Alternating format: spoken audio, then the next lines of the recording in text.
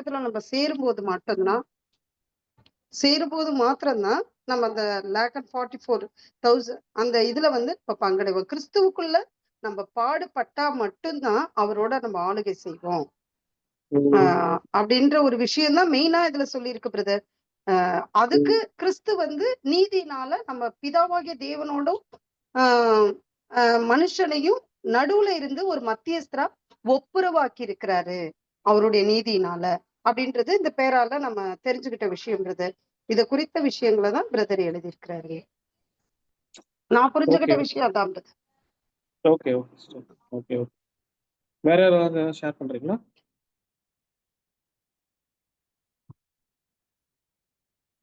I think இல்லைன்னு நினைக்கிறேன். So எல்லாருமே கவர் பண்ணிட்டீங்க. ஸோ இதுக்கப்புறம் டிஸ்கஸ் பண்ண வேணாம்னு நினைக்கிறேன். நம்ம ஸ்ட்ரைட்டாக இப்போ பேராகிராஃப் இதுலேயே போயிடலாம். ஸோ இப்போ நம்ம ஒப்புரவாக்குதலின் தத்துவம் மெய்த்தன்மையும் இப்போ இந்த டைட்டில் தான் நம்ம போக போகிறோம். ஸோ ஸ்க்ரீன்லேயே தெரியும்னு நினைக்கிறேன். தெரியுதுல ஸ்க்ரீன்லேயே?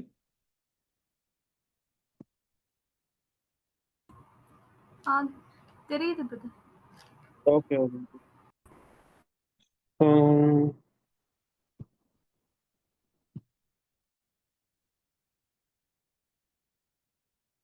ஃபர்ஸ்ட் பேராகிராஃப் யாருக்கு கொடுத்தாங்க? பிரதர் எனக்கு தான் பிரதர். Okay okay. இப்போ நான் படிக்கிறேன், நீங்க எக்ஸ்பிளைன் பண்ணுங்க. ஓகேவா? ஓகே. இப்போ ஃபர்ஸ்ட் பேராகிராஃப் நம்ம பார்க்கலாம்.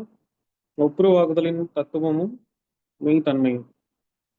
கிறிஸ்துவ மதத்தில் ஒப்புரவாக்குதலின் கொள்கையே அடிப்படையாக அமைகிறது. தெய்வீக அறிவியலில் மிக முக்கியமான இடத்தை பெற்றிருப்பதால் இந்த பாடத்தை தெளிவாய் அறிந்திருந்தால் அவசியம். இதை எல்லா கிறிஸ்துவர்களும் ஏற்றுக்கொள்ளுகிறார்கள். பொதுவாக ஒப்புரவாக்குதலை எல்லோரும் விசுவாசித்தாலும் அறிந்து உணர்ந்திருப்பவர் வெகு சிலரே. இதை பற்றி பலதரப்பட்ட கருத்துகளும் கொள்கைகளும் ஒன்றுடன் ஒன்று பொருந்தா வண்ணம் சொல்லப்படுவதால் விசுவாசம் சரியான நிலையான விசுவாசமாயிராமல் பலவீனப்படுகிறது. மாறாக இந்த மிக முக்கியமான பாடத்தை தேவ வார்த்தை கூறுகிறபடி எக்கோணத்திலிருந்தும் பார்த்தாலும் தெய்வீக மீட்பின் திட்டத்திற்கு அடிப்படையாக விசுவாசத்தில் வேர்கொள்ள செய்கிறது. விசுவாச அஸ்திபாரம் சரியான கொள்கையில் நிறுத்தப்பட வேண்டும். அதனால் சரியான விசுவாசத்தின் சத்தியத்தையும் அதற்கெதிரான நம்பிக்கையையும் வேறுபடுத்தி பார்க்க முடியும். அடிப்படையான விசுவாசம் சரியாக ஸ்திரப்படுத்தப்பட்டால் மேற்கொண்டு அதன் மேல் கட்டப்படுகின்ற ஒவ்வொரு விசுவாச கிரியைகளும் அடிப்படையோடு இசைந்து இருக்கும். அதனால் மேற்கொண்டு கட்டப்படுகிற யாவும் பரிபூர்ணமாக அமையும். எந்த ஒரு கருத்தும் கொள்கையும் இந்த ஒப்புரவாக்குதல் என்கிற உரைக்கல்லுடன் உரசி பார்த்து அதன் மூலம் அவைகள் உண்மையிலேயே தங்கமா பித்தளையா என தீர்மானிக்கலாம். ஒப்புரவாக்குதலை குறித்து ஒரு பொதுவான கருத்துக்கள் இப்படி நிறைய 1 2 3 4 நிறைய வருது. ஸோ இப்போ இந்த பேராகிராஃப் யார் அலர்ட் பண்ணாங்க அவங்க எக்ஸ்பிளைன் பண்ணுங்க, தாட்ஸ் ஷேர் பண்ணுங்க.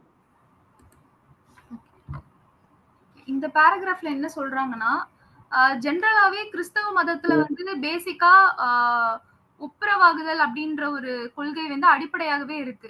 இது உலக ஜனங்க எல்லாத்துக்குமே ஓரளவு தெரியும். சோ அப்படி தெரிஞ்சிருந்தாலும் அதுல வேறுபாடு இருக்கு அப்படின்னு சொல்றாங்க.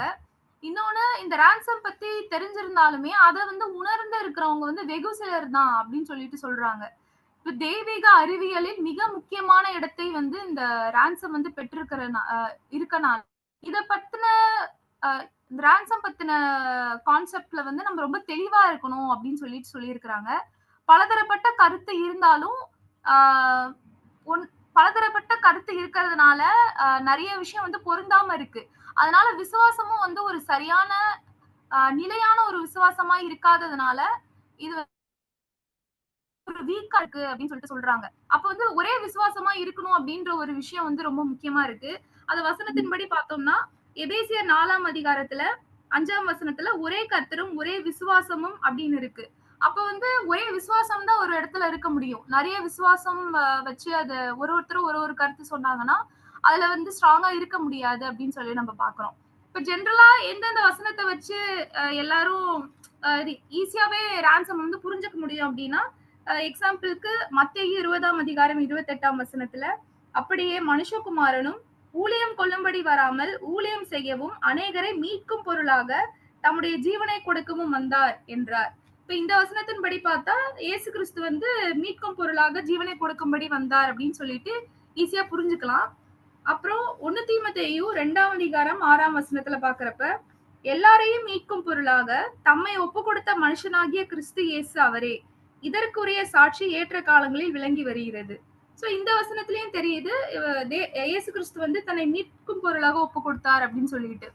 இது ஜெனரலா எல்லாருக்கும் புரியறதா இருந்தாலும் இதுக்கு உண்டான தெளிவான விசுவாசமும் நமக்கு வந்து தேவையா இருக்குது. அதுக்கப்புறம் இதுல நம்ம கரெக்டான விசுவாசத்துல இருந்தா மட்டும்தான் அந்த அந்த கிரியையும் வந்து தெளிவான ஒரு பேஸ், ஆக்சுவலி தெளிவான ஒரு ஃபவுண்டேஷன் இருந்தாதான் மேல வளர்றதும் கருத்துக்களும் வந்து தெளிவா இருக்கும். அப்பதான் நம்ம வந்து பூரணமா அடைய முடியும் அப்படின்னு சொல்லி பாக்குறோம். இப்ப எக்ஸாம்பிளுக்கு எபேசியர் 4ஆம் அதிகாரத்துல 11ஆம் வசனம், மேலும் நாம் அனைவரும் தேவனுடைய குமாரனை பற்றும் விசுவாசத்திலும் அறிவிலும் ஒருமனப்பட்டவர்களாகி கிறிஸ்துவனுடைய நிறைவான வளர்ச்சியின் அளவுக்கு தக்கதாக பூரண புருஷராகும் வரைக்கும் அப்படின்னு சொல்றாங்க. அப்ப வந்து எல்லாமே இந்த ஒரு விசுவாசத்துல ஒருமனப்பட்டவர்களாக இருக்கணும் அப்படின்னு சொல்லிட்டு சொல்றாங்க. அப்பதான் வந்து பரிபூரணம் அப்படின்ற ஒரு விஷயம் வேணும் அப்படின்னு சொல்லி சொல்றாங்க. சோ அதனால் மேற்கொண்டு கட்டப்படுகிறாவும் பரிபூர்ணமாக அமையும் சொல்லிட்டு சொல்றாங்க. இப்ப இன்னொரு வசனம் பார்க்கலாம். யோவான் 10ஆம் அதிகாரம் 10ஆம் வசனத்துல, திருடன் திருடவும் கொல்லவும் அழிக்கவும் வருகிறானே என்று வேற ஒன்றுக்கும் வரான், நானும் அவைகளுக்கு ஜீவன் உண்டாயிருக்கவும் அது பரிபூரணப்படவும் வந்தேன் அப்படின்னு சொல்லிட்டு சொல்றாரு. அப்ப வந்து இந்த இந்த வசனத்துல பாக்குறப்ப நம்ம விசுவாசத்துல ஸ்ட்ராங்கா இருந்தோம் அப்படின்னா அவரோட சத்தியத்தை ஏற்றுக்கொண்டு பரிபூரணம் அடைவோம் அப்படின்னு சொல்லிட்டு பாக்குறோம். இதுக்கு சப்போர்ட் பண்ற இன்னொரு வசனம் பாத்தீங்கன்னா கொலோசியர் 1ஆம் அதிகாரம் 19 மற்றும் 20, சகல பரிபூரணமும் அவருக்குள்ளே வாசமாய் இருக்கவும் அவர் சிலுவையில் சிந்தின இரத்தத்தினாலே சமாதானத்தை உண்டாக்கி பூலோகத்தில் உள்ளவைகள் பரலோகத்தில் உள்ளவைகள் யாவும் அவர் மூலமாய் தமக்கு ஒப்புரவாக்கி கொள்ளவும் அவருக்கு பிரியமாயிற்று. அப்ப வந்து எல்லாமே பரிபூரணம் அடையவும் அப்படின்னு சொல்லிட்டு ஒரு விஷயத்த பாக்குறோம். சோ அதுக்குதான் வந்து இயேசு கிறிஸ்து வந்து ஈடுபலின்ற ஒரு விஷயத்துல தன்னை அதாவது சிலுவையில வந்து ரத்தம் சிந்தி பூலோகத்துல இருக்கவங்களும் பரலோகத்துல இருக்கவங்களும் சமாதானமா இருக்கணும் அப்படின்னு சொல்லிட்டு ஒரு வசனம் வந்து நம்ம பாக்குறோம். இந்த விஷயத்துல நம்ம ஸ்ட்ராங்கா இருந்தாதான் இதற்கு எதிரான இருக்கிற நம்பிக்கையும் சொல்றாங்க அப்படின்னா நம்ம வந்து இது கரெக்டா தப்பான்னு சொல்லிட்டு வேறுபடுத்தி பாக்குறதுக்கு யூஸ்ஃபுல்லா இருக்கும் அப்படின்னு சொல்றாங்க. எந்த ஒரு சத்தியத்தை சொன்னாங்களோ இந்த ஈடுபலின்ற ஒரு கான்செப்ட வச்சு இது கரெக்டா தப்பா அப்படின்னு நம்ம வந்து சொல்ல முடியும் அப்படின்னு சொல்லிட்டு சொல்றாங்க பிரதர். Thank you brother. நீங்க சொல்லுங்க. இதுல மெயினா வந்து என்ன விஷயத்த கோடிட்டு காமிக்கிறாருன்னா, ஒப்புரவாக்கத்தின் ஊழியம் ஒரு பக்கத்து இருந்தாலும் மகா பரிசுத்தமான விசுவாசம் ஃபர்ஸ்ட் நம்ம யார் பேர்ல வச்சிருக்கிறோம், ஒன்றான மெய்தேவனாகிய பிதாவாகிய தேவன் பேர்லயும் அவருடைய குமாரனாகிய இயேசு கிறிஸ்து பேர்லயும் ஃபர்ஸ்ட் நம்ம வச்சிருக்கிறதா அந்த மகா பரிசுத்தமான விசுவாசம் எப்படிப்பட்டது அப்படின்றதுதான் ஃபர்ஸ்ட் மெயினா நம்ம தெரிஞ்சுக்கணும். அதுக்கப்புறமேட்டுக்கு தான் முதல் மனிதனாகிய ஆதாம் பாவம் செய்து அந்த பாவத்தின் நிமித்தம் கிறிஸ்து நமக்காக ஈடு பலியாக 2ஆம் ஆதாமாகிய கிறிஸ்து நமக்கு பலியாக அவருடைய குமாரனுக்கு பிதாவாகிய தேவன் குமாரனையே நம் மேல வச்ச அன்பினால கொடுத்திருக்கிறாரு அப்படின்ற ஒரு விஷயத்தையும் நம்ம இந்த விஷயத்துல பார்க்க முடியுது. இந்த ஒப்புரவாகுதல் எப்படின்னா அதான் சொல்றேனே, அந்த வசனம் எனக்கு ஆனா சரியா தெரியல. இருதிரத்தாரையும் ஒன்றாக்கி அப்படின்னா பாவ மனுஷனான அந்த ஆதாம் நிமித்தம் அவன் பட்ட அந்த பாவத்தின் நிமித்தமும் பிதாவாகிய தேவனோட தேவன்கிட்ட நம்ம வந்து அந்த பகையாகி அந்த இத சிலுவையினால வென்று அப்படின்னு ஒரு வசனம் இருக்கு பிரதர். இருதிரத்தாரையும் ஒன்றாக்கி இருக்காரு அப்படின்னு ஒரு வசனம் சொல்லுது. அந்த ஒப்புரவாகுதுல ஈடு பலியின் மூலமாக தான் நம்ம அவர்கிட்ட ஒரு சமாதானம் பெற்றிருக்கிறோம் அப்படின்றதையும் இந்த வசனங்கள்ல நம்ம புரிஞ்சுக்க முடியுது பிரதர். இன்னொன்னு, இது அந்த மகாபரிசுத்தமான விசுவாசம்ன்ற சாப்டர் எடுக்கும் போது அதை குறித்த காரியங்கள் எல்லாமே இதுல பிரதர் சொல்லியிருக்கிறாரு. அப்படிதான் உணர முடியுது brother. Okay, thank you brother. Okay okay okay நல்லா எக்ஸ்பிளைன் பண்ணீங்க. சகோதரியும் அபிகேல் சிஸ்டர் நல்லா எக்ஸ்பிளைன் பண்ணாங்க. ஸோ நம்ம காம்ப்ளிகேட் பண்ணாம நம்ம சிம்பிளா புரிஞ்சுக்கணும்னா, ஒரு லைன்ல புரிஞ்சுக்கணும்னா, ஒப்புருவாகலை குறித்து நிறைய கருத்துக்கள் இருக்கு. நம்ம ஒன்லைன்ல சொன்னோம்னா, சகோதரி சொன்ன மாதிரி மகா பரிசுத்தமான விசுவாசம். ஸோ அது இயேசு கிறிஸ்து மேல இருக்கணும். ஒன்லைன்ல சொன்னோம்னா அதுதான் மெயினா இந்த விசுவாசத்தை குறித்து தான் சொல்ல வராங்க. ஸோ அந்த ஒப்புருவாக்கல் பத்தி நிறைய கருத்துக்கள் இருக்கு. ஸோ நாம எதுன்றதை நம்ம ஃபைண்ட் அவுட் பண்ணோம். அது நமக்கு நல்லாவே தெரியும். மகா பரிசுத்தமான விசுவாசம் இயேசு கிறிஸ்து ரான்சம் கொடுத்தது, அவர் வழியாக நாம விசுவாசிச்சு அதுல வேர்கொண்டு நிலைத்து நிற்கணுன்றது தான் ஒரு ஒன்லைன் சம்மரி. ஸோ சகோதரிகளும் நிறைய வசனம் எல்லாம் கோட் பண்ணாங்க, நல்லா அருமையா இருந்தது. ஸோ நம்ம ஐ திங்க் இது கவர் ஆயிடுச்சு. ஸோ நம்ம நெக்ஸ்ட் பேராகிராஃப் படிங்க.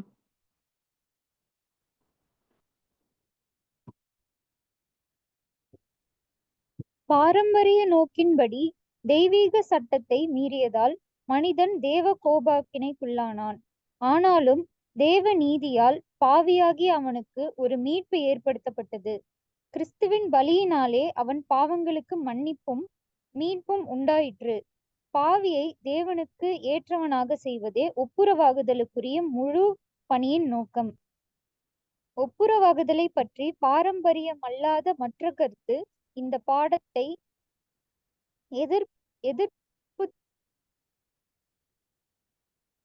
எதிர்ப்புறத்திலிருந்து காண்கிறது. ஒரு சில காலங்களில் ஒருத்துவக்காரர்களும் எம்மதமும் சம்மதமே என்பவர்களும் சொல்லிக் கொண்டிருந்த இந்த கருத்து தற்போது வேகமாக எல்லா கிறிஸ்தவ ஸ்தாபனங்களிலும் நம்பப்படுகிறது. அதன்படி பாவியின் பாவத்திற்காக ஒரு பலி தேவையில்லை என்று அனுமானிக்கிறது. தேவ கோபத்தை, மரண தீர்ப்பை, தேவ சாபத்தை அசட்டை செய்கிறது. அதன்படி ஒப்புரவாகுதல் தேவையில்லை என்றும் எந்த தடையும் இல்லாமல் மனிதன் தேவனை அணுகலாம் என்றும் கூறுகிறது. ஆனால் மனிதன் பாவத்தை விட்டுவிட வேண்டும், நீதியை தேடிட வேண்டும் என்ற இவ்விரண்டின் மூலம் தேவனோடு ஒப்புரவாகி விடுகிறான் என்பது கருத்து. இதனால் இந்த ஒப்புரவாகுதலை எந்த முறைகளையும் பின்பற்றாமல் மனுக்குலம் பெற முடியும். தன் பாவங்களுக்காக வருந்தி திருந்தினால் மட்டுமே போதும், அல்லது நிபந்தனை இல்லாமல் தேவ மன்னிப்பை பெறலாம் என்பது அவர்களது கருத்து. இத்தவறான அனுமானத்தின்படி பார்க்கும்போது நம்முடைய கர்த்தராகிய இயேசுவின் அடிச்சுவட்டை பின்பற்றி அவரது போதகத்தால் பாவத்தை விட்டு நீதிக்கு திரும்பும்படி கூறப்பட்ட ஆலோசனைகளால் ஒப்புரவாகுதலில் பங்கு கொள்கிறான் என்ற கருத்து தவறாகிறது. ஆனால் பாவத்திற்கு பரிகாரமான பலியாக ஈடுபலி என்ற கருத்தில் அல்ல. ஓகே சார், எக்ஸ்பிளைன் பண்ணுங்க. இந்த பாராகிராஃப்ல என்ன சொல்றாங்கன்னா, ஒப்புரவாகுதல ரெண்டு விதமான கருத்துக்களை பத்தி இங்க சொல்றாங்க. ஃபர்ஸ்ட் பாரம்பரியமான, அதாவது ஆர்த்தடாக்ஸ் கருத்து என்ன அப்படின்னா, அவங்க இப்ப மனுஷன் தெய்வீக அந்த ரூல்ஸ மீறிட்டதுனால தேவனுக்கும் மனுஷனுக்கும் இருக்கிற உறவு கட்டாகி தேவ கோபாக்கினைக்கு உள்ளாயிருக்கான். ஆனாலும் தேவன் அவர் மனுஷன் அது தெரிஞ்சே பண்ணல. ஆதம் தெரிஞ்சே பண்ணல. சாத்தான் மாதிரி டெலிபரேட்டா பண்ணல. மனுஷனுக்கு நீதி, நன்மை தீமை அப்போதைக்கு தெரியாது. அதனால அவன் தெரியாம அப்படி இச்சையை அடக்க முடியாம அப்படி பண்ணிட்டான். சோ அவனுக்கு ஒரு வாய்ப்பு கொடுக்கணும் அப்படின்ட்டு ஒரு மீட்பை ஏற்படுத்தினாரு. அந்த மீட்பு கிறிஸ்துவின் பலியினால ஏற்படுத்தியிருக்காரு. கிறிஸ்துவின் பலியினால அவன் பண்ண பாவங்களுக்கு மன்னிப்பு ஏற்படுத்தினாரு.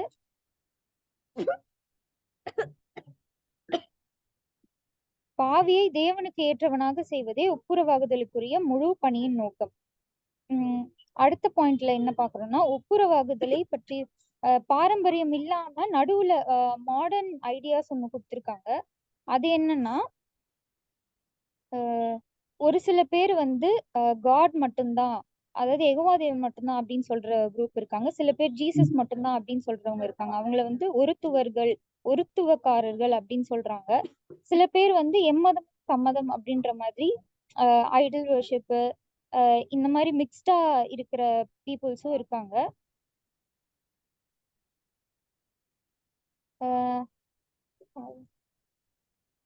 இப்போ இவங்கெல்லாம் வந்து இந்த ஈடுபலி நம்ம பாவி அப்படின்றதே ஏத்துக்காம இருக்கிறதுனால, அதாவது கடவுள் ஒருத்தர் இருக்காரு, அவருக்கு பிரியமா நடந்தா வந்து மோட்சம், அப்படி இல்லைன்னா நரகம், இப்படின்ற கான்செப்ட்ல மட்டும் இருக்காங்க. இப்படி இருக்கவங்க வந்து அவங்க பாவின்னு ஏத்துக்கிறது இல்ல, அவங்க பாவத்துக்கு பலியா ஒருத்தர் தேவை அப்படின்றதையும் அவங்க ஏத்துக்கிறது இல்ல. அதனால இந்த தேவ கோபாக்கினை, இந்த நீதி, இந்த மாதிரி பிளான் எல்லாம் அவங்க வந்து ஏத்துக்காம அசட்டை பண்ணியிருக்காங்க அப்படின்றத மென்ஷன் பண்ணியிருக்காங்க. அப்புறம் இந்த ஒப்புரவாகுதலை வந்து பாவத்தை விட்டுட்டு நீதிய தேடணும் அப்படின்றதுதான் வேதாகமத்தோட ஒரு கருத்து. அதை வந்து இவங்க இந்த மாதிரி பிலீஃப்னாலே அதுக்கு இந்த ஸ்கிரிப்சர் பிலீஃப்க்கு அது அகெயின்ஸ்டா இருக்கு. இந்த பிலீஃப் வந்து எங்க வசனத்துல எங்க இருக்குன்னா, 1 பேதுரு 2ஆம் அதிகாரம் 24ஆம் வசனத்துல, நாம் பாவங்களுக்கு செத்து நீதிக்கு பிழைத்திருக்கும்படிக்கு அவர் தாமே தமது சரீரத்திலே நம்முடைய பாவங்களை சிலுவையின் மேல் சுமந்தார், அவருடைய தழும்புகளால் குணமானீர்கள் அப்படின்ற வசனத்தை இங்க கோட் பண்றேன். அவ்வளவுதான் பிரதர் என்னோட அண்டர்ஸ்டாண்ட். ஓகே சிஸ்டர், வேற ஏதாவது தாட்ஸ் ஏதாவது ஷேர் பண்ணுங்க.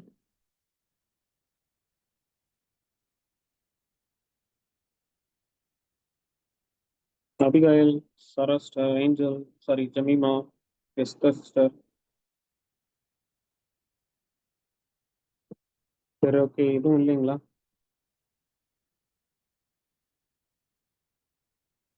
சாரா சிஸ்டர் ஏதாவது சொல்றீங்களா? தாட்ஸ் ஏதாவது? இல்ல பிரதர், ஏஞ்சல் எல்லாத்தையுமே கொஞ்சம் கவர் பண்ணிட்டாங்க அதுல இருக்கிற விஷயங்கள் எல்லாம். ஓகே ஓகே ஓகே, சரி, ஓகே. ஆக்சுவலி சகோதரி நல்லா எக்ஸ்பிளைன் பண்ணிட்டாங்க. நெக்ஸ்ட் பேராகிராஃப் யாரு? நெக்ஸ்ட் யாரு பேசுறது? ஐ திங்க் சாரா சிஸ்டர் தான். நீங்க எக்ஸ்பிளைன் பண்ணுங்க தேர்ட் பேராகிராஃப்.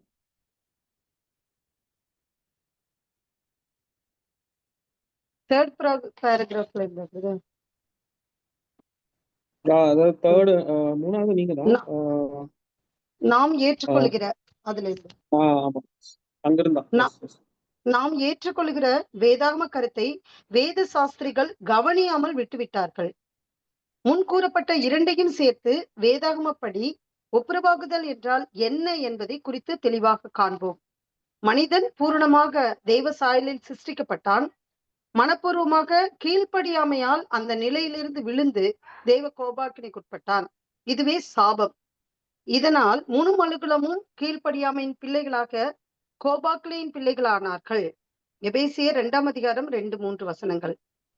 தேவன் தமது பிரமாணத்தின்படி கீழ்ப்படியாத சிருஷ்டியை நியாயப்படி மரணத்தால் தண்டித்தார். இப்படி இரக்கமில்லாமல் 4000 ஆண்டுகள் கழிந்தன. இருந்த போதிலும் தம்முடைய நீதி நியாயத்துடன் அன்பையும் மன உருக்கத்தையும் இணைத்து இறுதியாக ஒரு மீட்பின் திட்டத்தை தண்டனைக்கு ஈடாக ஒரு மாற்றாக ஏற்படுத்தினார். இதன் மூலம் தேவன் தம்முடைய நீதியை நிலைநாட்டுகிறவராகவும் அதே சமயத்தில் இயேசுவினிடத்தில் விசுவாசமுள்ளவர்கள் நீதிமான்கள் ஆகுகிறதற்கும் ஏற்ற காலத்திலே கிறிஸ்துவை கிருபாதர பலியாகவும் ஏற்படுத்தினார். ரோமர் 3ஆம் அதிகாரம் 25-26 வசனங்கள். இந்த திட்டத்தின்படி நீதி பிறழாமலும் அதே சமயத்தில் ஆக்கினைக்குட்படுத்தப்பட்டவர்கள் அதிலிருந்து விடுபடவும் செய்தால் தெய்வீக அன்பு, ஞானம், வல்லமை வெளியரங்கமாக்கப்படுவதுடன் தேவதூதரும் மனுகுலமாகிய அவருடைய சிருஷ்டி முழுமைக்கும் ஆசீர்வாதமான ஸ்லாக்கியத்தையும் பாக்கியத்தையும் உண்டாக செய்தார். இது எப்படி எக்ஸ்பிளைன் பண்ணிட்டுங்களா பிரதர் என்ன? பண்ணிடுங்க மேடம். என்ன இந்த இதுல சொல்றாங்கன்னா, வேதத்தை குறித்து, வேத கருத்தை குறித்து சாஸ்திரிகள்லாம் நிறைய பேர் அத ரிசர்ச் பண்ணியிருந்தா கூட அத வந்து கவனிக்கல அப்படின்னு சொல்றாரு. ஆனா இந்த ஒப்புரவாகுதல் அப்படின்னா என்ன அப்படின்னு நம்ம பார்த்தோம்னா, தேவன் வந்து பூரணமா ஒரு மனுஷனை சிருஷ்டித்தார். அந்த மனுஷன், ஆதாமாகி அந்த மனுஷன் கீழ்ப்படியாமைனால மரண தண்டனைக்கு உட்பட்டான். அந்த சாப மனுக்குல மொத்தத்துக்கும் கீழ்ப்படியாமைனால அந்த பிள்ளைகளுக்கு எல்லாருக்கும் வந்துருச்சு, நம்ம எல்லாருக்குமே. அந்த பிரமாணத்தின்படி கீழ்ப்படியாத அந்த சிருஷ்டிய என்ன பண்ணாருன்னா மரணம் வந்துருச்சு, மரணத்தால தண்டிச்சிட்டார். அப்படின்னா ஆதாமி நிமித்தம் ஒரே மனுஷனால மரணமும், அந்த ஒரே மனுஷனால உயிர்த்தெழுதலும் உண்டாக்குறதுக்கு அந்த வசனம் ஒண்ணு கூட இருக்குங்கிறது. ஒரே மனுஷனால டோட்டலா வேர்ல்டு ஃபுல்லுமே எல்லாத்துக்கும் மரணம். யார் வீட்லயும் மரணத்தை ஜெயித்தவங்க இல்ல. அந்த மாதிரி எல்லாருக்கும் அந்த மரணம் வந்துருச்சு. அதே போல ஒரு மனுஷனுடைய கீழ்ப்படிதலினால, யாருன்னா அது ஆண்டவராகிய இயேசு கிறிஸ்துவனுடைய கீழ்ப்படிதனால ஒட்டுமொத்த மனுக்குலத்துக்கும் ஒரு மீட்பு வந்துருச்சு. அந்த ஈடுபலியினாலதான். அது என்னன்னா, இந்த 4000 வருஷமா தேவன் அவங்கள விட்டாரு. ஆனாலும் அவருடைய அன்பு, அவருடைய மனது உருக்கம், அந்த கடைசியா என்ன பண்ணாரு, அந்த ரட்சிப்பின் திட்டம் அப்படின்ற மீட்பின் திட்டம் அத கொண்டு வந்து அவருடைய சொந்த குமாரனையே இந்த பூமியில கொடுத்து அந்த நீதியை நிலைநாட்டினார். என்ன நீதி அப்படின்னா, அன்னைக்கு கண்ணுக்கு கண் பல்லுக்கு பல் அப்படின்ற ஒரு சட்டம் இருந்தது. அதுக்கு ஜீவனுக்கு ஜீவன் அப்படின்ற ஒரு ஈடுபலிய தேவன் வந்து அங்க நீதியை நிலைநாட்டினார். அதனால்தான் அவருடைய குமாரனையே நமக்கு கிருபாதர பலியாக நமக்கு ஒப்பு கொடுத்துட்டாரு. அதுக்கு வசனம் எல்லாம் எழுதியிருக்காங்க ரோமர் 3 25, 26. அப்ப அப்படிப்பட்ட ஆக்கினைக்குள்ள, மரண ஆக்கினைக்குள்ளாக அந்த மனுகுலம் போனப்போ ஈடு பலியாக தேவன் வந்து ஒப்புரவாகுதலுக்கு, அந்த ஆதாம நிமித்தம் தேவனிடத்துல ஒரு ஒப்புரவாகிறதுக்காக குமாரனை கொடுத்து அவருடைய அன்பு, ஞானம், வல்லமை இதெல்லாம் முழு உலகத்துல இருக்கிற சிருஷ்டிகளுக்கும் காமிச்சிட்டார். தேவ தூதர்களும் அந்த திட்டத்தை உற்று பார்க்க அவங்க ஆசையா இருக்கிறாங்க. அந்த புது சிருஷ்டி அது முழு உலகத்துக்குமே ஒரு ஆசீர்வாதத்தை, பாக்கியத்தை, ஸ்லாக்கியத்தை தேவன் செஞ்சு கொண்டுட்டு வந்திருக்காரு அப்படின்றதுதான் இந்த 2 பாராலையும் நம்ம பார்த்துட்டு இருக்கிறது. ஓகே, நல்லா எக்ஸ்பிளைன் பண்ணீங்க. வேற ஏதாவது இந்த தாட்ஸ் ஏதாவது ஷேர் பண்ணுங்க. எஸ்டர் சிஸ்டர், ஏஞ்சல், அபிகைல், வேற இருந்தா ஷேர் பண்ணுங்க. ஸோ ஐ திங்க் கமெண்ட்ஸ் இல்லைன்னு நினைக்கிறேன். ஸோ சகோதரி நல்லா எக்ஸ்பிளைன் பண்ணியிருந்தாங்க. ஸோ கீழ்ப்படியாமையினால மரணம் வந்தது. அதுக்கப்புறம் எல்லாரும் அந்த ஒரு மனுஷனோட தப்புனால எல்லாருமே வந்து மரணத்துக்குள்ள போயிட்டாங்க, சாபத்துக்குள்ள போயிட்டாங்க. அப்புறம் இயேசு கிறிஸ்து மூலயமாக தேவன் வந்து ஆசீர்வாதத்துக்குள்ள கூட்டிட்டு வந்துடுறாரு. ஸோ தெய்வ அன்பு, ஞானம், வல்லமை எல்லாமே அது வெளியரங்கம் ஆயிடும். ஸோ அப்பதான் அவரோட அன்பு, ஞானம், வல்லமை எல்லாமே வந்து ஃபுல்ஃபில் ஆகும். ஸோ இயேசு கிறிஸ்து ஒருத்தர்னால எல்லாமே ஃபுல்ஃபில் ஆகும். பேக்ரவுண்ட்ல பிதாவாக தேவன் இருந்தாலும் ஃபுல்லா இயேசு கிறிஸ்து ரேன்சம் கொடுக்க வச்சு அதுல இருந்து எல்லாமே பிளஸிங்ஸ்குள்ள கூட்டிட்டு வந்துடுறாரு. ஸோ இது வந்து தூதர்களுக்கும் ஒரு ஆசீர்வாதத்தை கொடுக்குது. அவங்களும் வந்து அவங்க செய்த தவறு எல்லாமே திருத்தி கொள்ளுகிறாங்க.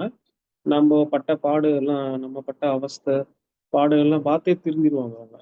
ஸோ இப்படி கண்டினியூஸா சின் எல்லாம் பண்ணிட்டு இருக்க மாட்டாங்க. நம்மள படுற பாடு பார்த்தே அவங்க எல்லாம் திரும்பிடுவாங்க. ஸோ இதுதான் இங்க பேராகிராஃப்ல சொல்ல வராங்க. ஸோ நெக்ஸ்ட் யாரு வாசிங்க?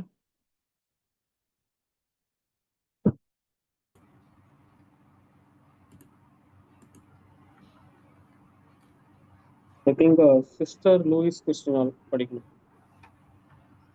முதல் தகப்பனாகிய ஆதாமின் மீறுதலுக்காக தெய்வீக திட்டத்தின்படி நமது அருமை மீட்பர் மறிக்க வேண்டியதாயிற்று.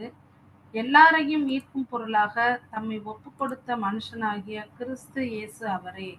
இதற்குரிய சாட்சி ஏற்ற காலங்களில் விளங்கி வருகிறது. 1 தீமோத்தேயு 2 அதிகாரம் 6 வசனம். பாவங்களுக்காக செலுத்தப்படும் பலியினாலே ஒப்புரவாகுதலின் பணி முழுமை பெறாது. சரியான நீதி முறைப்படி பலி ஈடாக இருக்க வேண்டும். பாவத்திற்கு ஈடாக பலி செலுத்தும் பொழுது, அதுவும் நீதிக்காக செலுத்தப்படும் பொழுது, அது மனிதன் கணக்கில் எழுதப்பட வேண்டும். இந்த ஈட்டிற்கு மனிதன் கடன் பட்டுள்ளான். இந்த கடன் கணக்கு முழுமையாக கர்த்தராகிய இயேசு கிறிஸ்துவின் கணக்கிற்கு மாற்றப்படுகிறது.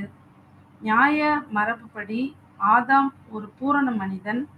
ஆக ஒரு பூரண மனிதனே ஆதாமின் பாவத்திற்கு ஈடாக முடியும்.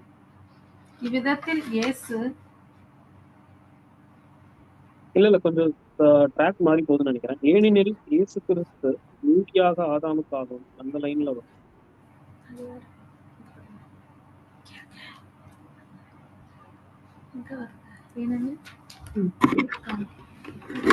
அதாவது ஏனெனில் இந்த இயேசு கிறிஸ்து நீதியாக ஆதாமுக்காகவும் அவனது சந்ததிக்காகவும் தனது ஜீவனை கொடுத்தார். இப்படிப்பட்ட தம்முடைய விலை மதிப்பற்ற இரத்தத்தால் ஆதாமின் சந்ததியை கிரயத்துக்கு வாங்கி கொண்டதால் இயேசு எல்லாருக்கும் ஆண்டவரும் கர்த்தருமாய் இருக்கிறார். ரோமர் 14:9. ஓகே, இதை எக்ஸ்பிளைன் பண்ணுங்க.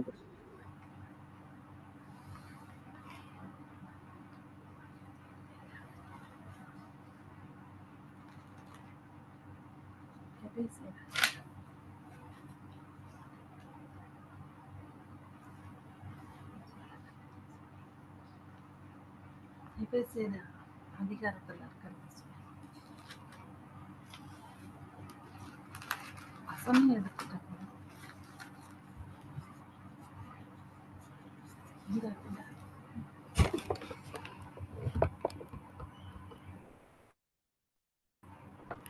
ஆதாம் செய்த பாவத்துக்காக மீறுதல், தேவன் கொடுத்த அந்த கட்டளையை மீறினதுனால ஆதாமின் சந்ததிகள் எல்லாருமே மரணத்துக்குள்ளார போயிட்டாங்க. அது மீட்டு எடுக்கணும்னா தேவன் நம்ம மேல வச்சிருக்கிற அன்புனால அவருடைய ஒரே பேரான குமாரனை பலியாக்கி கொடுத்துட்டாரு. அதுக்கு இயேசு கிறிஸ்து நம்மளை எல்லாரையுமே அவருடைய இரத்தத்தினால நம்மளை விலைக்கரையமா வாங்கிட்டாரு. அது முழுமை பெறணும்னா முழுமையா சபையாரும் 1,44,000 பேரும் போய் அவர் கூட சேர்ந்த பிறகுதான் ஃபுல் அண்ட் ஃபுல்லு எல்லாமே கம்ப்ளீட் ஆயிடும்.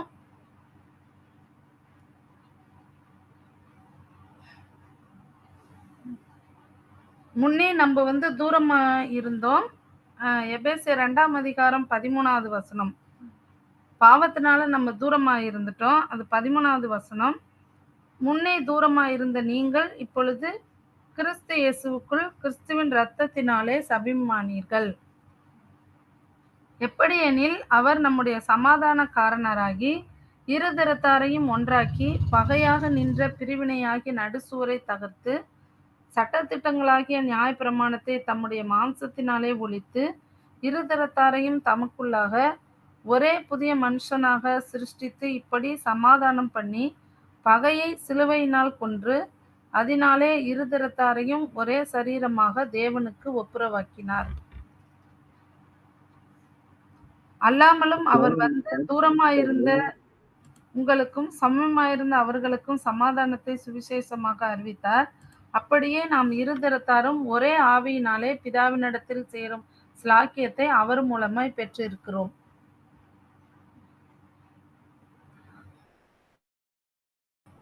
அவ்வளவுதான் வசனத்து.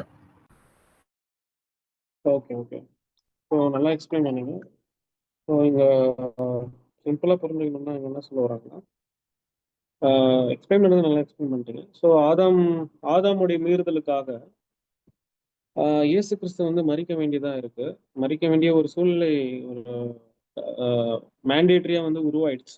கண்டிப்பா கொடுத்தே ஆகணுன்றது ஒரு தேவனுடைய நீதியா இருக்கு, கட்டாயமாக இருக்கு. ஸோ தேவனுடைய சிங்காசனம் நம்ம நீதின்னு பார்க்குறோம். கண்டிப்பா மீறுதலுக்கு கண்டிப்பா அதுக்கு ஈடு செஞ்சே ஆகணும். ஸோ அதான் இங்க நாம புரிஞ்சுக்கணும். அதுக்கப்புறம் இந்த பாவங்களுக்காக நம்ம செலுத்தப்படுற பலி எல்லாமே அது அது முழுமை பெறாது. ஸோ அவர் செஞ்ச தப்புக்கு ஆஹ் பரிபூர்ண மனுஷனா இருந்தாரு. அந்த ஸ்டேஜ்ல தான் வந்து தப்பு பண்ணாரு. ஸோ பரிபூர்ணமான மனுஷனால தான் அந்த ஈடாக வந்து பலி செலுத்த முடியும். ஸோ அப்பதான் தேவனுடைய நீதி எல்லாமே வந்து ஃபுல்ஃபில் ஆகும். ஸோ இது வந்து மனுஷன் செஞ்ச தப்புக்காக ஆக்சுவலா ஆடம் தான் சரி பண்ணிருக்கணும். பட் இந்த கணக்கு வந்து இயேசு கிறிஸ்து தலை மேல இறங்கிடுச்சு. ஸோ இயேசு கிறிஸ்து தான் கணக்கு கொடுக்க வேண்டிய சூழ்நிலை ஆயிடுச்சு. ஸோ இயேசு கிறிஸ்து தான் எல்லா நியாயப்பிரமாணத்து நீதியும் வந்து நிறைவேற்றணும். ஸோ அவர் கொடுத்த அந்த ransom, அவருடைய ரத்தம் சிந்துதல் மூலமா எல்லா மனுக்குலத்தையும் வந்து பர்ச்சேஸ் பண்ணிட்டார். ஸோ அவருடைய ஈடுபடி அவர் சிந்தின ரத்தத்தின் மூலமா எல்லா உலக ஜனங்களையும் அவர் பர்ச்சேஸ் பண்ணிட்டாரு. ஸோ இதுதான் இங்க நம்ம பார்க்க வரோம். ஸோ இதுதான் இந்த பேராகிராஃப்ல நம்ம சொல்ல வராங்க. ஸோ வேற ஏதாவது தாட்ஸ் இருந்தால் ஏதாவது ஷேர் பண்ணுங்க. சம்மரியா இதுல ஏதாவது இன்னொரு பாயிண்ட் ஒண்ணு இருக்கு பிரதர். இவர் வந்து இயேசு கிறிஸ்து வந்து நம்மள எல்லாரையும் விலைக்கிரயமா வாங்கிட்டாரு தான்.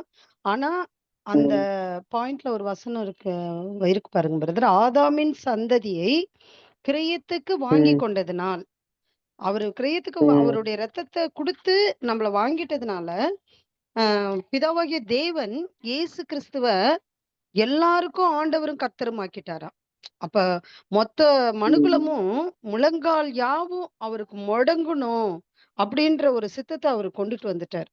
எல்லா நாமத்துக்கும் மேலாக அவருடைய நாமத்தை உயர்த்திட்டார்.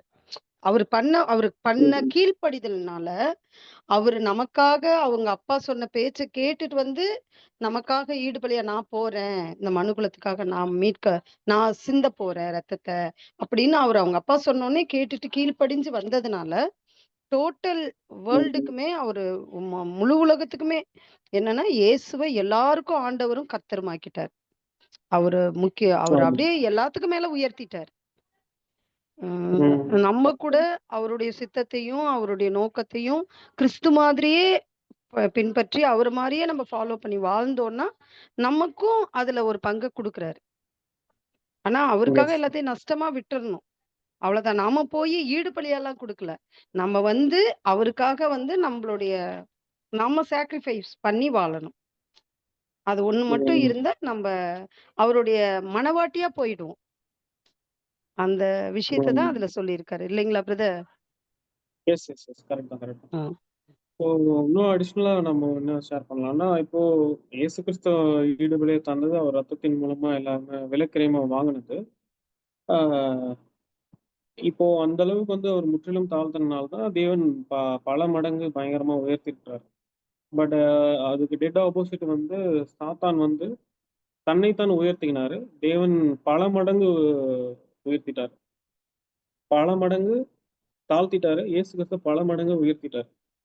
ஸோ அது மட்டும் இல்லாமல் இந்த இன்னொரு வசனம் நான் படிக்கும்போது ஞாபகம் வந்தது.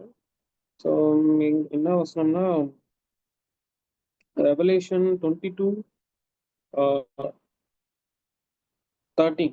ரெவலேஷன் 22:13 யாராவது படிக்கிறீங்களா? 22:30 பிரதர். 13. நான் அல்பாவும் ஒமேகாவும் ஆதியும் அந்தமும் முந்தினவரும் பிந்தினவருமாய் இருக்கிறேன். ஸோ அப்போ என்ஏஎஸ்பி பைபிள் நானே படிச்சிடுறேன். இங்கிலீஷ்ல வந்துட்டு இன்னும் நல்லா இருக்கும். கிங் ஜேம்ஸ் வெர்ஷன்ல வந்து ஆல்பாவும் ஒமேகாவும் இருக்கும் தமிழ்ல. என்ஏஎஸ்பியில் ரொம்ப அழகா இருக்கும்.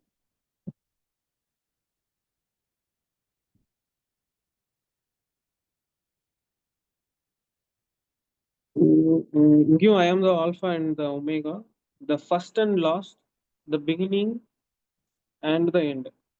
ஸோ தேவன் வந்து எந்த அளவுக்கு வந்து இயேசு கிறிஸ்து உயர்த்திருக்காருன்னா, சகோதரிகள் சொன்ன வசனங்கள் எல்லாமே சூப்பர் தான். இந்த வசனம் வந்து இன்னும் அதோட ரொம்ப பவர்ஃபுல்லா இருக்கும். எப்படின்னா, ஐ am the alpha and the omega, the first and the last, the beginning and the end. நான் தான் முதலும் கடைசியுமா இருக்கிறேன். ஸோ ஆண்டவருக்கு மட்டும்தான் ஆரம்பமும் இருக்கு, முடிவும் இருக்கு. எப்படின்னா, இயேசுக்கு ரிசரெக்ட் ஆனதுல இருந்து, அவர் தெய்வீக தன்மை போனதுல இருந்து மறிச்சு எண்ட் ஆகி அப்புறம் நியூ லைஃப் ஸ்டார்ட் ஆகுது. ஸோ இது இயேசு கிறிஸ்து மட்டும்தான் பொருந்தும். எப்படின்னா, இப்ப இயேசு கிறிஸ்து அங்க ransom கொடுத்தது எல்லாம் ரத்தத்தின் மூலமாக எல்லா ஜனங்களையும் மீட்டுக் கொண்டது. அது 100% உண்மை. 101% உண்மை.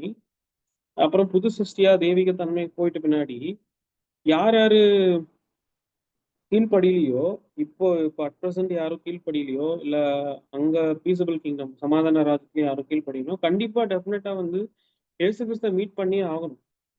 வேற வழியே கிடையாது.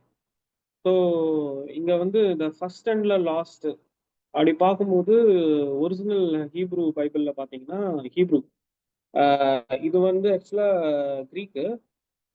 அது ஓல்ட் டெஸ்ட்மென்ட் உங்களுக்கு நல்லா தெரியும். அது ஹீப்ரூ. ஒரிஜினல் லெட்டர்ஸ் ஹீப்ரூ பார்த்தீங்கன்னா ஃபர்ஸ்ட் வந்து ஆலஃப்னு வரும், லாஸ்ட் வந்து டவ் வரும். ஸோ ஆலஃப்னா ஜீசஸ், டவ்னா கிராஸ். ஸோ ஃபர்ஸ்ட் பிதா தேவன்கிட்ட இருந்தது ஆண்டவராக இயேசு கிறிஸ்து, லோகோஸா இருந்தது. அதுக்கப்புறம் கிராஸ் இருந்தது. ஸோ தேவன்கிட்ட தான் இருந்திருக்கு ரெண்டுமே. ஸோ அது வந்து இயேசு கிறிஸ்து கொடுத்துட்டாரு. கிராஸ் மூலயமா அதுல இயேசு கிறிஸ்து குருசிஃபிக்ஷன் பண்ணிடுவாங்க. அதுக்கப்புறம் இயேசு கிறிஸ்து யார் விசுவாசிக்கிறாங்களோ அவங்க நித்திய ஜீவன் போவாங்க. ஸோ நான் எதுக்கு இங்க சொல்ல வரேன்னா, இங்க ஃபர்ஸ்ட் அண்ட் லாஸ்ட் இருக்கும். அது ஹீப்ரூ லெட்டர்ஸ்ல பார்த்தீங்கன்னா ஃபர்ஸ்ட்னா ஆலஃப், லாஸ்ட்னா டவ். ஸோ அது நான் அப்புறமா ஒரு சப்ஜெக்ட்ல நான் எடுக்கிறேன், ப்ரிப்பேர் பண்ணிட்டேன் அது. ஸோ இப்போ சின்னதா ஒரு விளக்கம் கொடுக்கலான்னு எனக்கு சகோதரி வசனம் கோட் பண்ணும்போது எனக்கு ஞாபகம் வந்தது. ஸோ இதுதான் இயேசு கிறிஸ்து தான் முதலும் கடைசியான்றதுக்கு இந்த இந்த ஒரு வசனம் தான் ப்ரூஃப், பயங்கரமான ப்ரூஃப். அது ஒரிஜினல் ஹீப்ரூ லெட்டர்ல பார்த்தோம்னா ஆலஃப்னு வரும். நீங்க கூகுள் கூட பண்ணி பார்த்துக்கலாம். ஆலஃப்னா என்ன மீனிங்கு. ஆக்சுவலா வேற ஒரு சில குப்பை மீனிங்லாம் வரும் கூகுள்ல எல்லாம் சர்ச் பண்ணீங்கன்னா.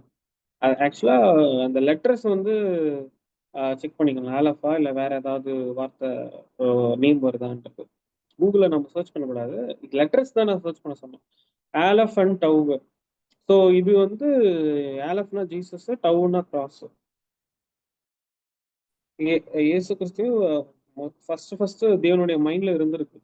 ஸோ மைண்ட்ல இருந்திருக்கு தேவனுடைய திட்டம் எல்லாமே. ஸோ சிலுவை மூலமா அவங்க ஆண்டவர் வரணும், அவரை விசுவாசிக்கணும், அவர் ரத்தத்தின் மூலமா எல்லாருமே வந்து சம்பாரிச்சுக்குவார். ஸோ இதுதான் எனக்கு இந்த பேராகிராஃப் எனக்கு இந்த வசனம் ஞாபகம் வந்தது. ஸோ எல்லாருக்கும் புரிஞ்சிருக்கும்னு நினைக்கிறேன். ஸோ அலாட் பண்ண பேராகிராஃப் வந்து எல்லாம் கம்ப்ளீட் ஆயிடுச்சு. நம்ம நெக்ஸ்ட் வந்து நெக்ஸ்ட் பேராகிராஃப் வந்து நம்ம அடுத்த வாரம் பார்க்கலாம். நெக்ஸ்ட் டைம் வந்து ஒரு நல்லா ஷார்ட் அண்ட் கிறிஸ்பியா ஒரு சம்மரி கொடுத்துட்டு நம்ம போகலாம். ஸோ இதோட முடிஞ்சுன்னு நினைக்கிறேன். கிறிஸ்மஸ் முடிஞ்சு நம்ம பாடத்தை நிறைவேற்றிக்கலாம். ப்ரேயர் வந்து எண்ட் ஆஃப் த ப்ரேயர் வந்து எஸ்எஸ் பண்றீங்களா பிரதர்? ஹலோ. ப்ரே பண்றீங்களா? அந்த இல்ல அந்த இன்னும் 2 இது வந்து எக்ஸ்பிளைன் பண்ணலாம்னு இருந்தேன். பண்ணுங்க அதெல்லாம் பண்ணுங்க. ஆதாமிற்கும் அவன் வழியில் வந்த அனைவருக்கும் கொடுக்கப்பட்ட மரண தீர்ப்பானது மாற்றி எழுத முடியாததாக இருந்தது. ஆதாமின் இனம் முழுமையாக செத்துக்கொண்டே சாக வேண்டியதாக இருந்தது. இதற்கு மாற்று வழியே இல்லாமல் இருந்தது. விழுந்து போன மனுகுலம் மீண்டும் தேவ நீதி நியாயத்தை அடையக்கூடாத நிலையில் இருந்தது. ஆனால் பிதாவின் பிரதிநிதியான இயேசு கிறிஸ்து பிதாவின் திட்டப்படி தேவ நீதியை நிறைவேற்ற முன்வந்து நீதியாக போதித்தல், சீர்திருத்தல், மீண்டும் புதுப்பித்தல் ஆகிய பணிகளை செய்து விழுந்து போன மனுகுலத்தை நீதி நியாயத்திற்கு உட்படுத்தும் பொறுப்பை ஏற்றுக்கொண்டார். ஏற்கனவே ஆக்கினைக்குட்பட்ட மனுகுலம் தேவ நீதியால் சீர்திருத்தப்பட்டு பூரணப்பட்டு சரியான நீதியின் நிலைமைக்கு இறுதியில் மாற்றப்படும்.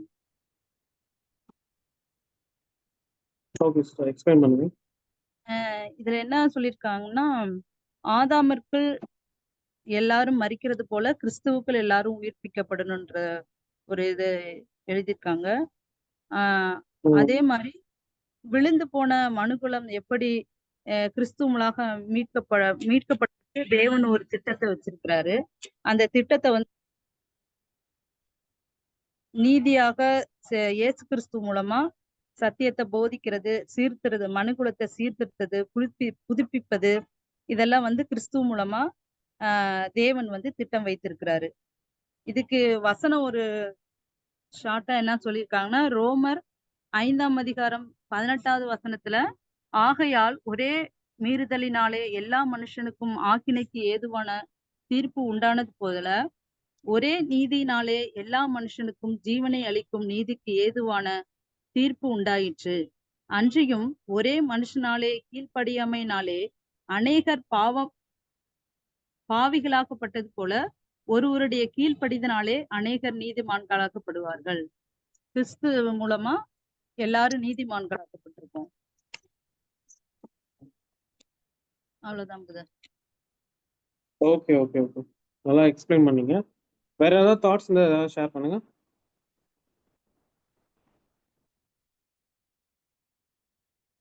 இதுல ஒரே ஒரு பாயிண்ட் ஒண்ணு இருக்குன்றது என்னன்னா, ஆதாமின் இனம் முழுமையாக செத்துக்கொண்டே சாக வேண்டி இருந்தது.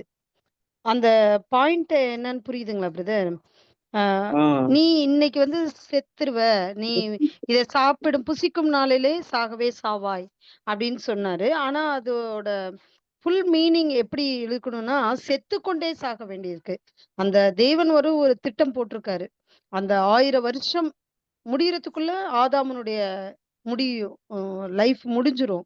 930 வருஷம் அப்படின்னும் போது, அந்த செத்துக்கொண்டே உடனே நம்மள ஒரு கிறிஸ்டியன்ஸ பார்த்தா ஒரு தீக்காக்காரங்களோ மத்தவங்களோ கேட்கிற கேள்வி அதான்.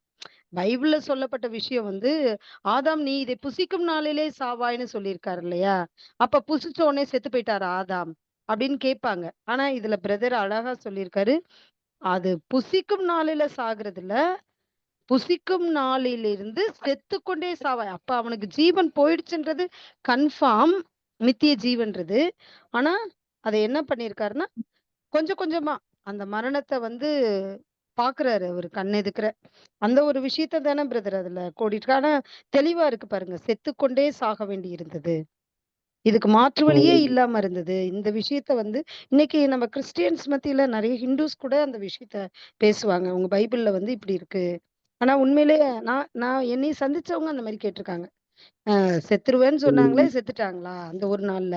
ஆனா தேவனுடைய திட்டம் பாருங்க, அந்த 6000 வருஷத்துல கம்ப்ளீட்டா கொண்டுட்டு வந்திருக்காரு. 4000 வருஷம் இப்படி, 4000ல இருந்து ஒரு 2000 வருஷம் இயேசு கிறிஸ்து மரிச்சு பிறந்ததுல இருந்து இத்தனை வருஷம் அப்படின்றத நம்ம இதுல பாக்குறோம். அத வந்து இந்த விஷயத்துல நம்ம நிறைய கேள்விகளுக்கு பதில் இதுல இருக்கும் போல இருக்கு பிரதர். நிறைய பேர் கிறிஸ்தவர்களுக்கு மத்தியில நம்ம சொல்ல வேண்டிய பதில்கள்லாம் நிறைய இதுல இருக்கு. நம்ம பாயிண்ட் பாயிண்டா லைன் பை லைனா அதை படிக்கும் போதுதான் அது தெரியுது இல்லைங்களா? ஆமா ஆமா. Super super. இது படிக்கும்போது இன்னும் நல்லா நாலேஜ் வளரும். அப்புறம் ஏதாவது கேட்டா கூட நம்ம ஈஸியா எக்ஸ்பிளைன் பண்ணலாம். நல்லா நிறைய இன்ஃபர்மேஷன் இருக்கு. ஸோ இப்போ அவ்வளவுதான். Okay okay. ஸோ செத்து போயிட்டு இருக்க நிலைமை தான். உயிரோடு இருந்தாலுமே அது ஒரு மாதிரி செத்த கண்டிஷன்ல இருக்கிற மாதிரி தான் உலக ஜன லைஃப் போயின்னு இருக்கு. ஸோ கிறிஸ்தவ தெரியாதனால யாரை ஃபாலோ பண்ணணும் யாரை ஃபாலோ பண்ணக்கூடாதுன்னு சொல்லிட்டு இஷ்டத்துக்கு அவங்க சுய அறிவை தான் ஃபாலோ பண்றாங்க. சில பேர் குரூப் ஆஃப் ஐடியாஸை ஃபாலோ பண்ணுவாங்க, குரூப் ஆஃப் மனிதர்களோட குரூப் ஆஃப் ஐடியாஸை ஃபாலோ பண்ணுவாங்க. அப்புறம் சில நிறைய ரிலீஜியஸ் வியூஸான புக்கெல்லாம் இருக்கு, அதெல்லாம் ஃபாலோ பண்ணுவாங்க. நம்ம ஆஸ் பர் பைபிள் படி அதெல்லாம் ஃபால்ஸ் புக்கு, ஃபால்ஸ் ஐடியாஸ் அதெல்லாமே. ஸோ இந்த மாதிரி போயிட்டு இருக்கனால போகிற போக்கில் அப்படியே செத்துக்கொண்டே அப்படியே தான் அவங்க நிலைமை போயிட்டு இருக்கு கிறிஸ்துவ அறியாதனால. ஸோ இவங்க கம்ப்ளீட்டாக வந்து இயேசு கிறிஸ்து வந்து அந்த பொறுப்பேற்றுக்கிட்டாரு.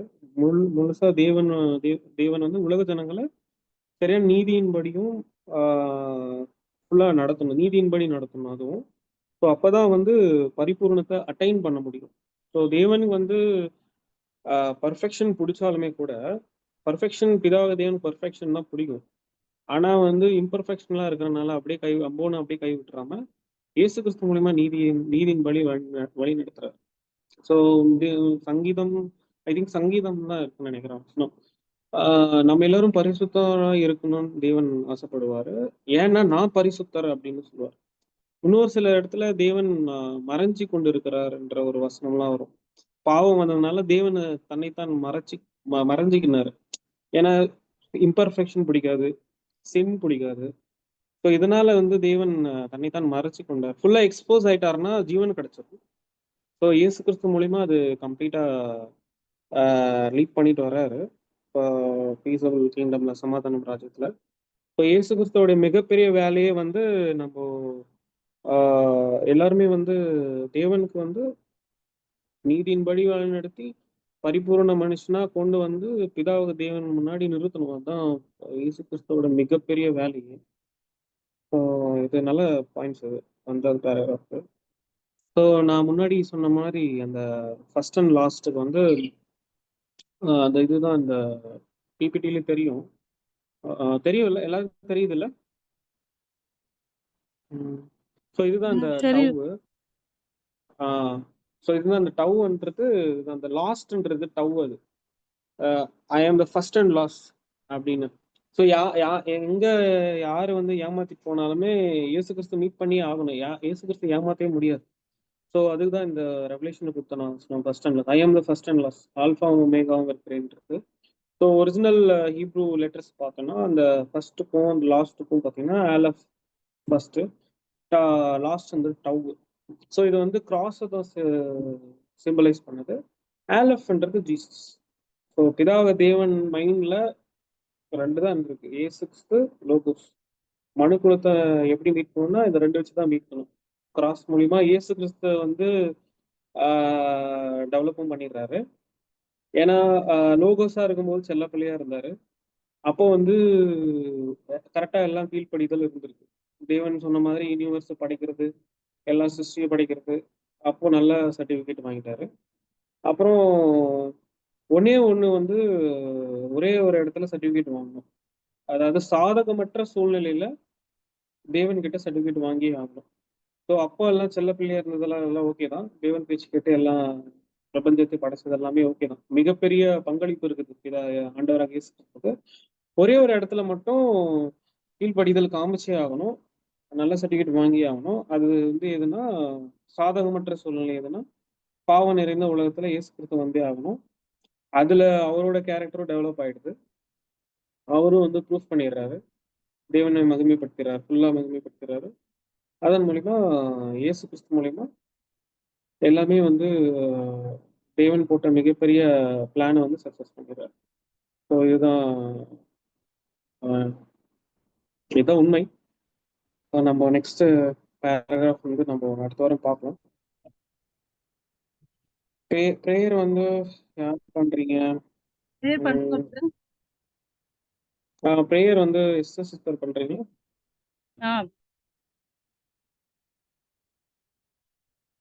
பரிசுத்தமும் வல்லமை கிருபை இரக்கம் நிறைந்த யெகோவா நாம் ஒன்றான மெய்தகப்பனே, அப்பா பிதாவே மட்டுமாக எங்களை காக்கின்ற தயவிற்காக கூட நன்றி தகப்பனே. இந்த பொல்லாத உலகத்தில் நாங்கள் உம்முடைய பிள்ளைகளாய் நாங்கள் ஒருமனப்பட்டு உடைய சத்தியத்தை குறித்து தியானிக்கும்படியான ஸ்லாக்கியத்தை எங்களுக்கு தந்திருக்கிறேன். நன்றி தகப்பனே. மரணபரியந்தம் தகப்பனே நாங்கள் மீண்டவர்களாக உங்களுக்கு கீழ்ப்படிந்து தகப்பனே இந்த உலகத்திற்கு நாங்கள் ஒத்த வேஷம் தெரியாதபடி உமக்கு உண்மையுள்ளவர்களாக மற்றவர்களுக்கு முன்பாக நாங்கள் சாட்சியுள்ள பிள்ளைகளாக ஜீவிக்க எங்களை வழிநடத்தும் காத்துக்கொள்ளும். எல்லாவற்றையும் இயேசு கிறிஸ்துவின் நாமத்தில் மிக தாழ்மையோடு செஞ்சு மன்றாடுகிறேன் எங்கள் ஜீவனும். ஆமென். ஆமென். எல்லாருக்கும் ஸ்தோத்திரம். எல்லாருக்கும் ஸ்தோத்திரம் பிரதர். Thank you brother. சிஸ்டர் எல்லாருக்கும் Thank you. ஸ்தோத்திரம். தேங்க்யூ. ஸ்தோத்திரம் brothers and sisters. Okay. Bye bye. Next பார்க்கலாம். Bye bye.